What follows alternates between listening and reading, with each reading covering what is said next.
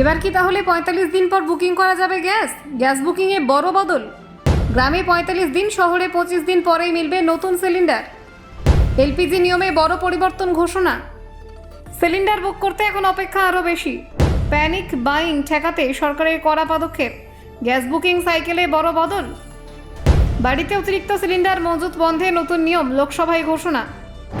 গ্রাহকদের জন্য নতুন গ্যাস বুকিং নিয়ম। গ্রামে ৪৫ দিন না পেরলেও বুকিং নয়। গ্যাসের চাহিদা বেড়েছে, তাই নতুন নিয়ম। সিলিন্ডার বুকিংয়ের সময়সীমা বাড়ল কেন্দ্র। এলপিজি নিয়ে বড় সিদ্ধান্ত, শহর গ্রামে আলাদা বুকিং নিয়ে নিয়ম ঘোষণা। আতঙ্কে বেশি সিলিন্ডার বুকিংয়ে এবার লাগাম টানল সরকার। দেখুন, রান্নার গ্যাস বুকিং নিয়ে বড় পরিবর্তনের ঘোষণা করলো কেন্দ্র সরকার। নতুন নিয়ম অনুযায়ী এলপিজি সিলিন্ডার বুক করার সময়সীমা বাড়ানো হয়েছে।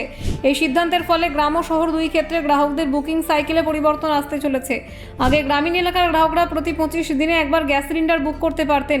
নতুন নিয়মে সেই সময়সীমা বাড়িয়ে ৪৫ দিন করা হয়েছে। অর্থাৎ এখন প্রথম সিলিন্ডার বুক করার পর পরবর্তী বুকিং করার জন্য গ্রামীণ গ্রাহকদের ৪৫ দিন অপেক্ষা করতে হবে। শহরের গ্রাহকদের ক্ষেত্রে একই ধরনের পরিবর্তন আনা হয়েছে। আগে যেখানে দুটি বুকিংয়ের মধ্যে ব্যবধান ছিল ২১ দিন, এখন সেটি বাড়িয়ে ২৫ দিন করা হয়েছে। ফলে শহরের মানুষও আগের তুলনায় একটু বেশি সময় অপেক্ষা করে পরবর্তী সিলিন্ডার বুক করতে পারবেন। এই গুরুত্বপূর্ণ সিদ্ধান্তের কথা সংসদে জানিয়েছেন কেন্দ্রীয় পেট্রোলিয়াম এবং প্রাকৃতিক গ্যাস মন্ত্রী হরদীপ সিং পুরী। তিনি জানান, জ্বালানি সরবরাহে ভারসাম্য বজায় রাখার জন্য এই নতুন নিয়ম চালু করা হয়েছে।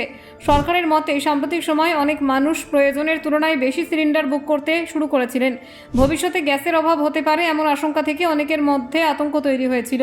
এই ভয় থেকেই তৈরি হয়েছিল প্যানিক বাইং। অনেক পরিবার বাড়িতে অতিরিক্ত সিলিন্ডার মজুত করে রাখছিলেন, যার ফলে বিতরণ কেন্দ্রগুলির ওপর চাপ বাড়ছিল এবং অন্যান্য গ্রাহকদের কাছে সঠিক সময়ে গ্যাস পৌঁছানো কঠিন হয়ে পড়েছিল।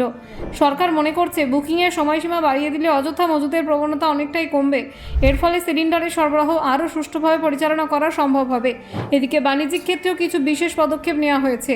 তেল সংস্থাগুলিকে নির্দেশ দেওয়া হয়েছে যাতে তারা রাজ্য সরকারের সঙ্গে সমন্বয় রেখে ১৯ কেজির কমার্শিয়াল সিলিন্ডারের সরবরাহ বাড়ায়। শিল্প ও বাণিজ্যিক প্রতিষ্ঠানগুলির জন্য একটি নির্দিষ্ট কোটা নির্ধারণ করা হয়েছে। আপাতত তাদের গড় মাসিক প্রয়োজনের প্রায় ২০% সিলিন্ডার নিশ্চিতভাবে দেওয়ার ব্যবস্থা করা হয়েছে, যাতে হোটেল এবং ছোট ব্যবসাগুলির কাজ সম্পূর্ণ বন্ধ হয়ে না যায়।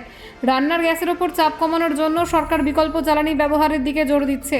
সেই কারণে কেরোসিন বা মাটির তেলের সরবরাহ বাড়ানো সিদ্ধান্ত নেওয়া হয়েছে।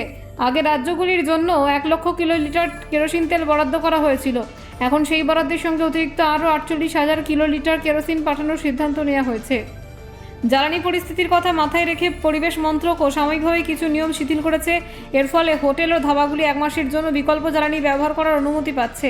নতুন নির্দেশ অনুযায়ী হোটেল ও বাণিজ্যিক রান্নাঘরগুলো প্রয়োজনে কয়লা বা কেরোসিনের মতো জ্বালানি ব্যবহার করতে পারবে। Bureau report, Bangla digital TV.